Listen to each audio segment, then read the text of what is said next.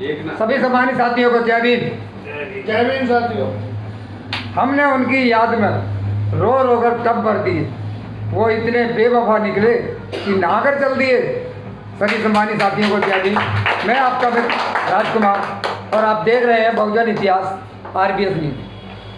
साथियों, देश के अंदर इतना बड़ा घमासान चल रहा है ये दो सवालों को लेकर। एक तो CGI गवई के ऊपर जो जूता चलाया, एक जातिवाद को लेकर, और एक जो वाल्मीकि की, एक हरिओम वाल्मीकि की जो हत्या हुई है। हमारी बहन जी ने भी, जो BSP की सुप्रीमो है, उन्होंने भी इस पर कोई बयान दिया ही नहीं। हालांकि बहन जी ने काफ़ी इतना BJP को भी लिया और RSS को भी लिया और समाजवादी पार्टी को भी लिया, लेकिन बहन जी ने कोई भी दलितों के ऊपर जो अत्याचार हो रहा है इस चीज़ के ऊपर उन्होंने एक भी बयान नहीं दिया। तो आइए, समाज में आज काफ़ी सामाजिक आदमी यहाँ पर बैठे हुए हैं, तो मैंने कहा अपना कैमरा खोल के कि अपने दर्शकों तक इस बात को पहुँचाऊँ।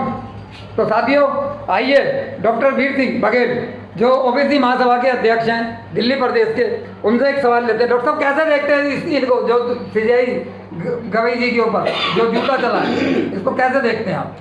देखो, सबसे पहले तो आपके दर्शकों को मैं धन्यवाद करता हूं और आपको भी धन्यवाद करता हूं कि ऐसे विशेष मुद्दों की आप चर्चा करते हैं। देखिए, मैं कहना चाह रहा हूं कि ये संविधान, ये गवई साहब के ऊपर नहीं है, ये देशद्रोही का मुकदमा उस वकील पे लगना चाहिए।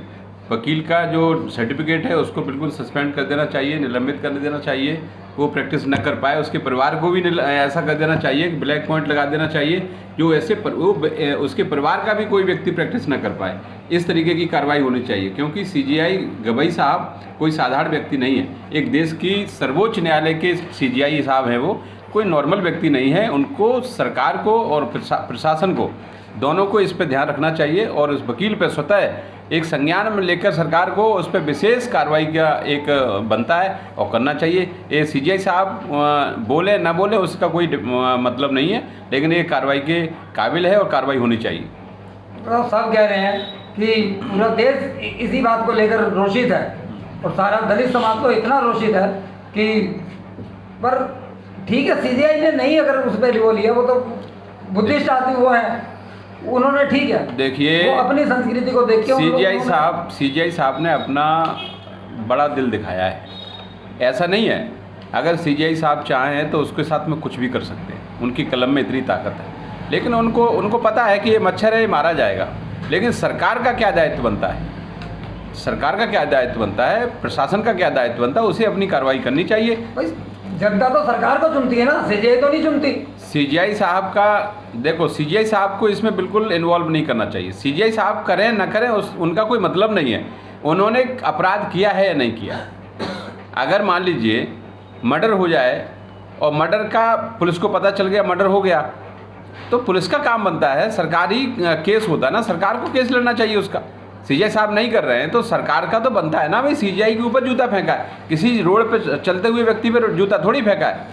कोई भी जुर्म करता है उसको पकड़ने का काम तो प्रशासन का है ना। ये शासन के संरक्षण में लोग हैं, चाहे वो अनिल मिश्रा हो और चाहे ये कौन सा किशोर है, राकेश किशोर, ये सारे के सारे संरक्षण में काम कर रहे हैं। ये सरकार के संरक्षण लोग हैं और ये कुछ भी करेंगे, इनके ऊपर कोई कार्रवाई नहीं होगी। डॉक्टर साहब, आपको ऐसा नहीं लगता ये लोग वहाँ से ग्वालियर से अनिल मिश्रा जो है इतने उल्टे सीधे बयान जो दे रहे हैं, क्या दलितों को क्या ये प्रमोट करना चाह रहे हैं क्या? देखिए, क्या है कि ये अपने आप को प्रमोट करना चाह रहे हैं, इनको कोई जानता नहीं है।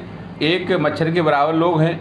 ये चाह रहे हैं कि इतने बड़े सूरज पर धूल मिट्टी डालने का काम कर रहे हैं। बाबा साहब डॉक्टर भीमराव अम्बेडकर कोई नॉर्मल व्यक्ति है क्या? विश्व जानता है उनको। और ये छोटा सा एक टुच्चू आदमी, इसको टुच्चू आदमी कहा जाएगा ना, ये किसी मतलब का आदमी नहीं है। डॉक्टर साहब, भारत के निर्माता है वो, तो ये प्रशासन, ये प्रशासन मतलब ये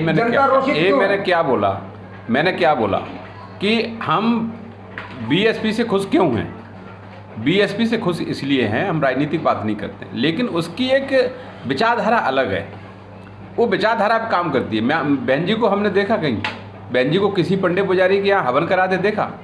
कहीं मंदिर में मत्था टेकते हुए देखा। वो हार जाए जीत जाए, मुख्यमंत्री बने न बने, कोई फर्क नहीं पड़ता, लेकिन वो विचारधारा पे अड़े गए। मानवर कांसीराम साहब ने, बाबा साहब डॉक्टर भीमराव अम्बेडकर ने, पेरियार रामास्वामी ने, ललाई सिंह यादव जी ने और महात्मा ज्योतिबा फुले ने, फातिमा शेख ने, माता सावित्रीबाई फुले ने, जितने महापुरुष थे वो सारे महापुरुषों की विचारधारा बहुजन समाज पार्टी में समाहित है। इसलिए बहन जी को हम इसलिए पसंद करते हैं कि वो अपनी विचारधारा पर अड़े। बाकी कोई भी पार्टी हो, कोई भी पार्टी हो, चाहे कांग्रेस आ जाए चाहे भारतीय जनता पार्टी आ जाए, वो सारे के सारे मनुवादी पाखंडी लोग हैं। वही काम वो करते हैं, वही काम वो करते हैं। इससे हम बिल्कुल खुश नहीं हैं। विचारधारा होनी चाहिए। अब ये अनिल मिश्रा की बात करें, सीजेआई साहब का तो मैंने आपको बता ही दिया है। अनिल मिश्रा की बात करें, अनिल मिश्रा खुद अपने आप को प्रमोट करना चाह रहा है। वो चाह रहा है कि हम हाईलाइट हो जाए, क्योंकि भारतीय जनता पार्टी का रिवाज है कि जो व्यक्ति ज़्यादा गालीबाज होगा हम टिकट उसी को देंगे। तो हो सकता है ग्वालियर से अगली बार उसको टिकट दे दिया जाए पार्टी का। ये मुझे पूरा भरोसा है कि कांग्रेस या भारतीय जनता पार्टी उसको टिकट देगी और विधायक सांसद बनाएगी, और इसीलिए ये काम कर रहा है वो। डॉक्टर साहब, वो अगर बयान भी देते हैं तो वो उसके लिए चंद्रशेखर के लिए देते हैं। बहन जी के लिए तो अभी तो कोई ना बीएसपी पार्टी के लिए कोई उसने बयान दिया नहीं। नहीं, वो चंद्रशेखर के लिए, चंद्रशेखर के लिए नहीं दिया है उन्होंने, बाबा साहब के लिए दिया। चंद्रशेखर क्या चीज़ है? चंद्रशेखर को कोई मतलब ही नहीं, चंद्रशेखर का तो कोई मतलब नहीं।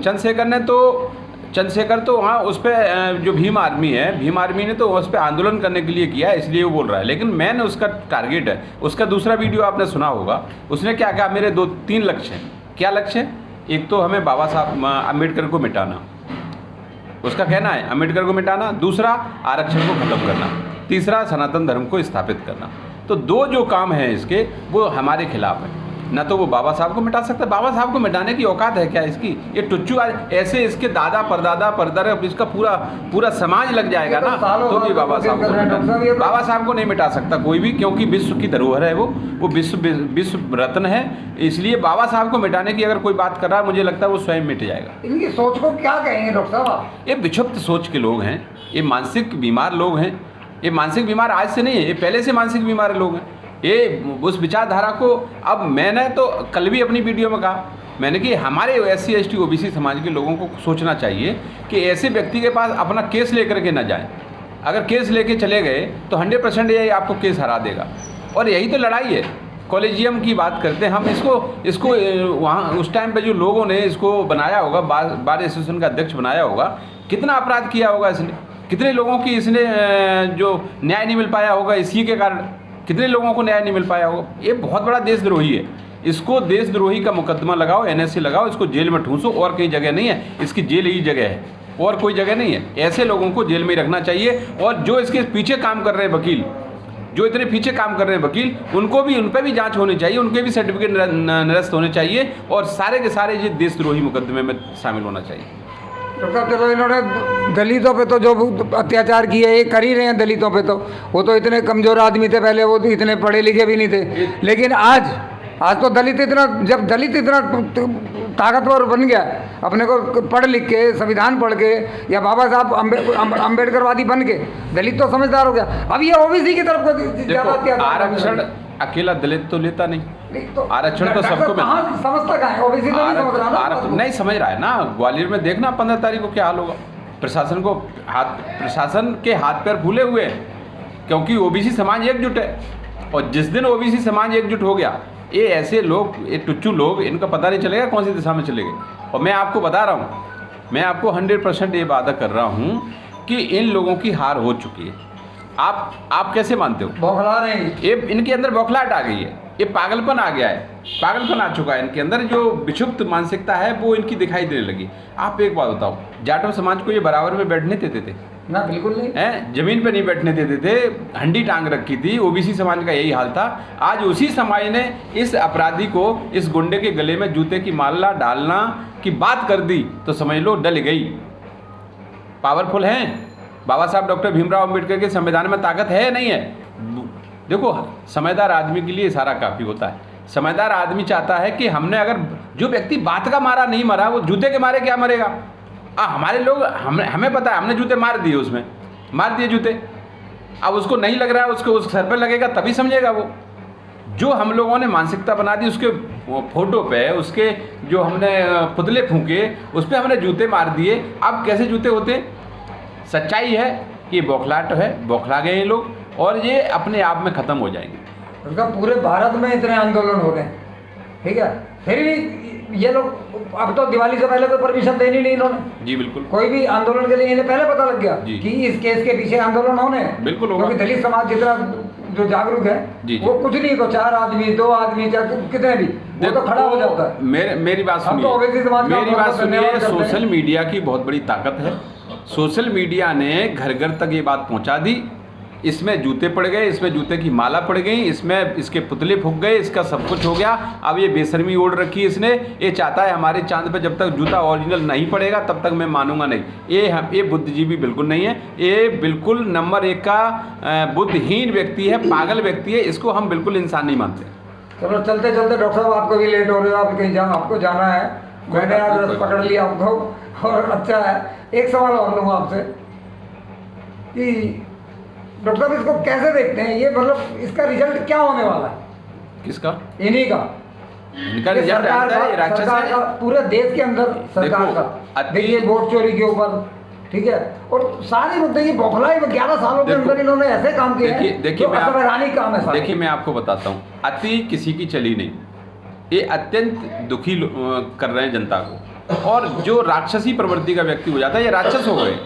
ये राक्षस इन्हीं को कहा गया है। अभी तो डॉक्टर साहब देखिए ना कि बहन जी ने इतनी बड़ी रैली करी बीएसपी सुप्रीमो ने कि 10 लाख से ऊपर आदमी आया उसमें, ठीक है।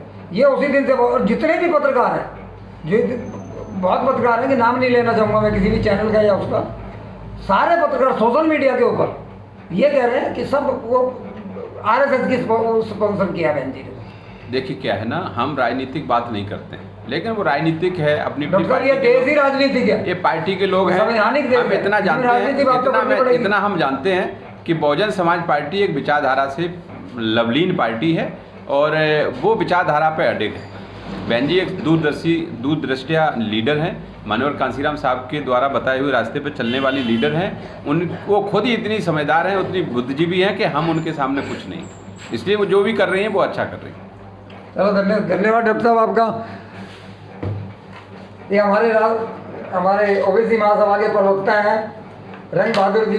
रंग बहादुर जी क्या कहेंगे? एक सवाल लूँगा बस आपसे, क्या कहेंगे? ये क्या जूतम बजाई, ये जूते मारने वाले को क्या कहेंगे? पहले तो मैं आपके चैनल को धन्यवाद देता हूँ और आपके दर्शक को सबको धन्यवाद देता हूँ। मैं यही कहना चाह रहा हूँ, मेरे विचार में तो सबसे पहले यही आ रहा है कि जब एक CGI यानी CGI का मतलब होता है, हमारे देश में 3 संस्था काम करती हैं, वो चाहे छोटी इकाई पे हो चाहे बड़ी इकाई पे। एक होती है कार्यपालिका, दूसरी होती है व्यवस्थापिका, तीसरी होती है न्यायपालिका। अब व्यवस्थापिका और कार्यपालिका का भी देखभाल जो है न्यायपालिका के अंतर्गत आता है, यानी वो चाहे तो उसको भी सस्पेंड कर सकती है। इतनी पावर हमारे न्यायपालिका में होती है कि जब एक CGM जो होता है डिस्ट्रिक्ट का, वो राहुल गांधी जैसे सांसद को सस्पेंड कर सकता है, तो हमारा CGI तो पता नहीं क्या कर सकता था। लेकिन उनके दिल, जो इतने बड़े दिल के आदमी हैं वो, कि मैं क्या कहूँ उनके लिए, लेकिन उन्होंने इस पर जो है कुछ नहीं कहा। लेकिन मैं यही कहना चाह रहा हूँ सरकार को कि इस पे आगे बढ़ कर के कार्रवाई करें, और नहीं तो आने वाले समय में ये बहुत भयावह स्थिति होगी।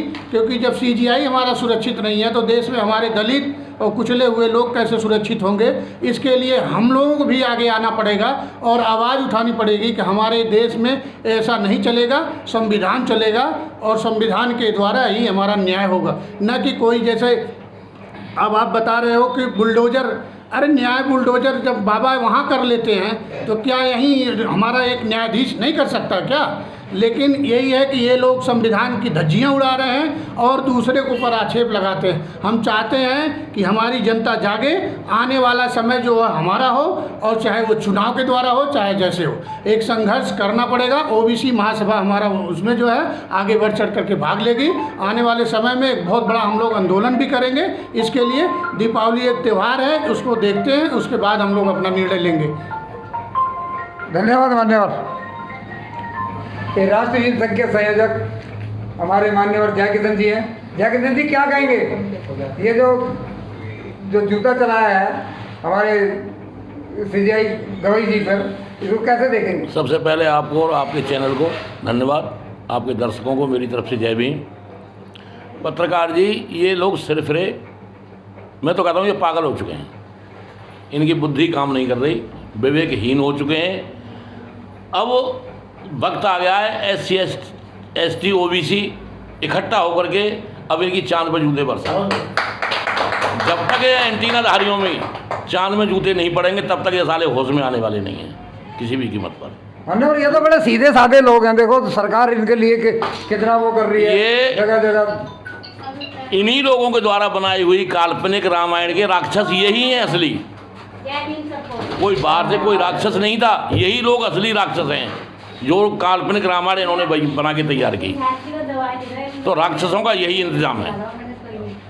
चलो धन्यवाद मान्यवर। एक सवाल का जवाब और आपके का, आपने भी डॉक्टर साहब से क्वेश्चन किया था कि बहन जी ने मंच से बीजेपी की तारीफ की।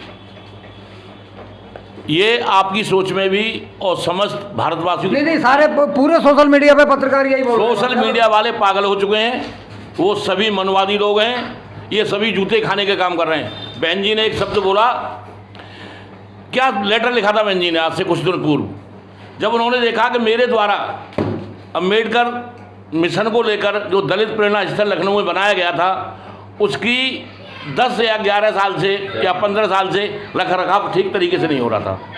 जगह जगह पर उस पर गंदगी थी, सफाई नहीं हो रही थी। तो उन्होंने एक लेटर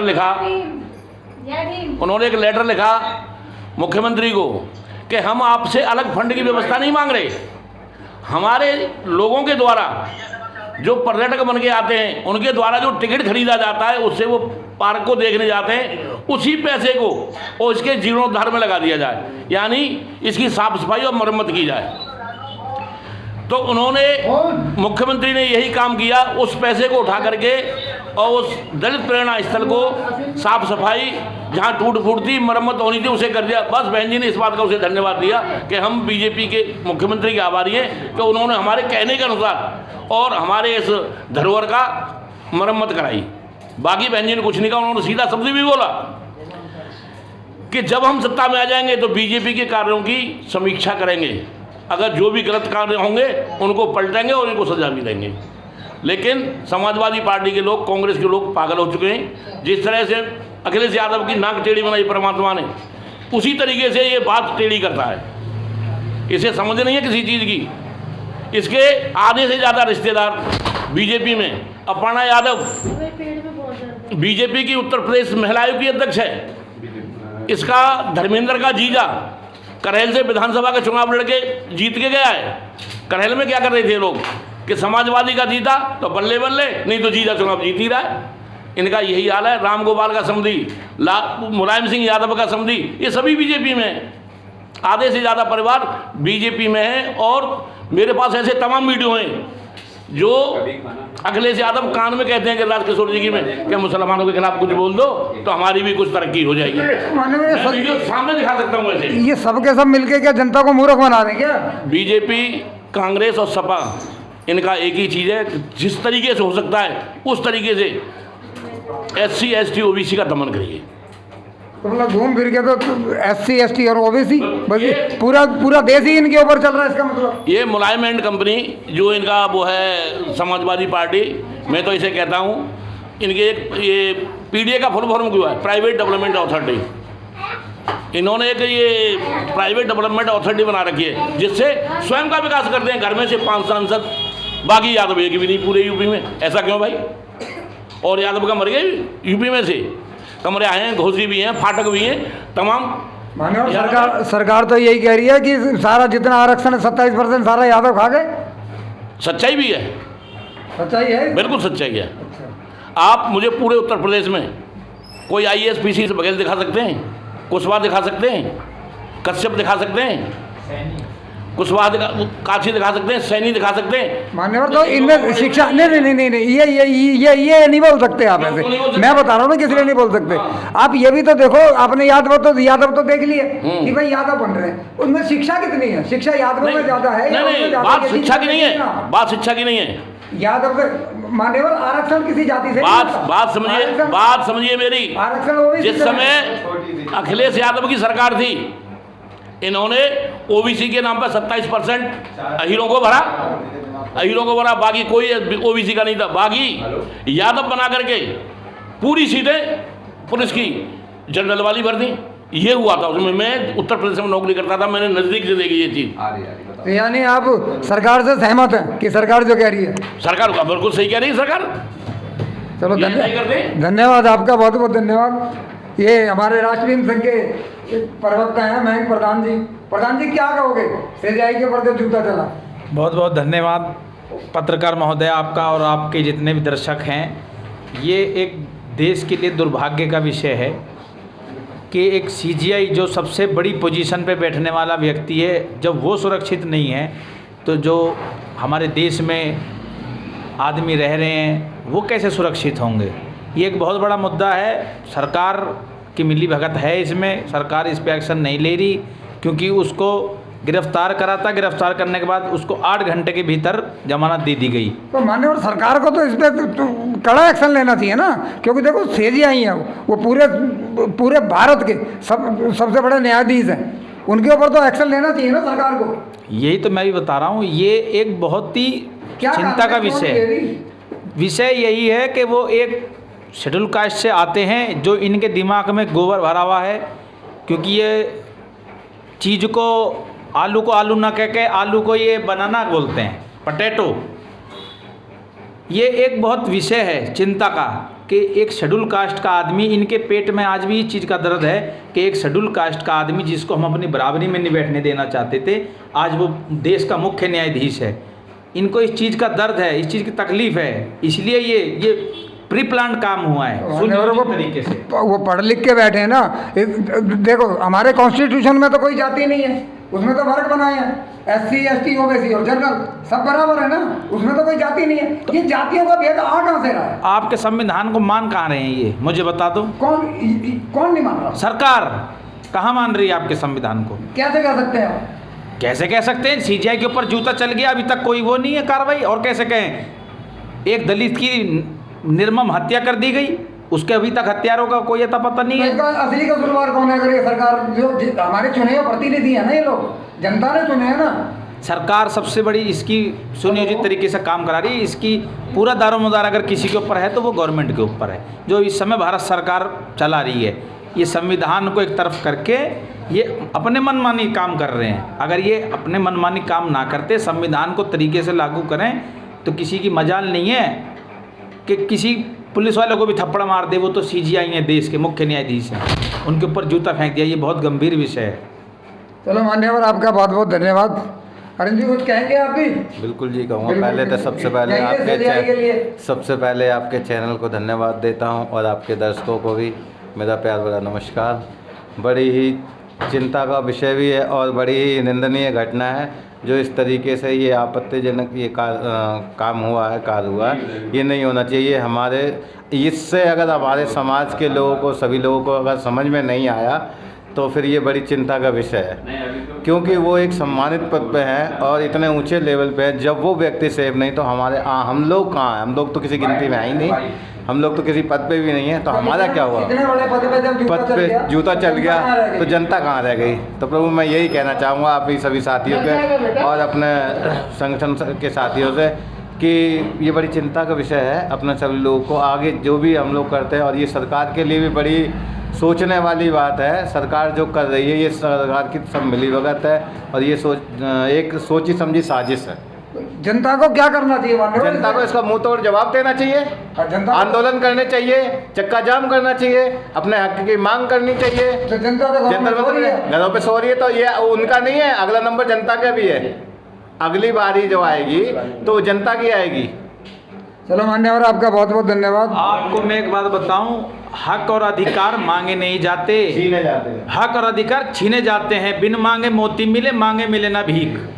तो अपने अधिकार जनता को छीनने पड़ेंगे। सरकार इस समय गूंगी बहरी है और ये सरकार बिल्कुल नकारा निकम्मी सरकार है, जो अपने देश के मुख्य न्यायाधीश को अगर सुरक्षा ना दे पाए तो ये मैं मानता हूँ और मैं बिल्कुल 100% श्योर हूँ कि ये पब्लिक को भी सिक्योरिटी नहीं दे पा रही। सरकार फेल है, पूरी तरह से फेल।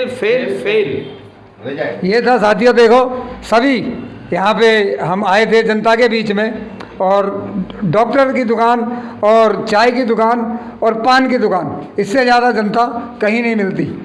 तो साथियों, वीडियो को यहीं पे ख़त्म करते हैं। ये मैंने जनता के विचार आप तक रखे, और वीडियो आपको अच्छी लगे तो ज़्यादा से ज़्यादा लाइक और शेयर करना साथियों। जय भीम, जय भारत, जय संविधान।